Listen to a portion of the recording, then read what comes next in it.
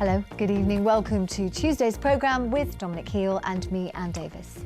Good evening. First tonight, he was told he was HIV positive over the phone, infected by contaminated blood products supplied by the NHS.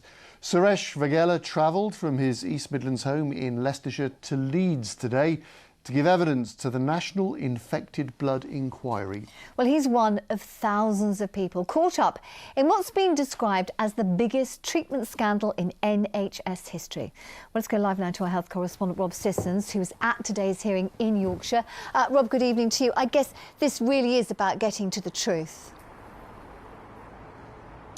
And it is about getting to the truth, but easier said than done, because we know that, according to government estimates, nearly 3,000 people have died after receiving contaminated blood from the NHS. This happened, of course, many years ago, but is still fresh in the memory of survivors who've now had their chance to say it as they see it happened.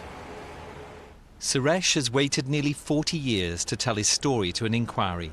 One of thousands infected by blood contaminated in the 1970s and 80s. For him and his brother Praful, it was Factor VIII, a blood product given because they were haemophiliacs.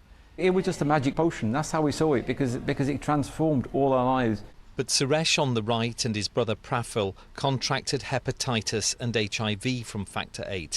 Praful died in his 30s. Hugely traumatic. He's still having to deal with the enormity of what's happened.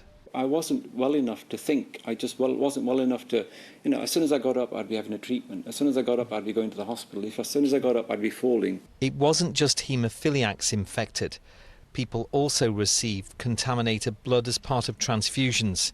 For Suresh and his wife, speaking up is about remembering those who didn't make it, the blood brothers and sisters. In 1 to 1.5 years, we went to 70 funerals, and it was more funerals than hot dinners, and that's the analogy I can make. It's like, who's going to be the next person? It's going to be us. Are we going to be in that position? Are you going to leave me? Infection has cost Suresh his health, robbed the couple the chance of having children. A dose of Factor VIII took about a minute to administer in the 70s and 80s. The impact of contamination is lasting a lifetime. I'm very angry, but I've come to terms with it in the sense that if you don't heal the past, you'll bleed into your future. And whatever future I have, I want to make the most of. Now, Suresh got a big round of applause from what are called the blood brothers and sisters, other survivors of the contamination scandal who were in the courtroom to hear his evidence today.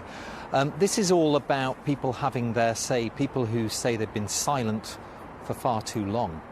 Getting to the truth, well, that's what this inquiry is all about, and the scale of it is huge. It's touring the country. It's not coming to the East Midlands, but it is holding hearings in Leeds and in London, where people from the East Midlands have been coming to.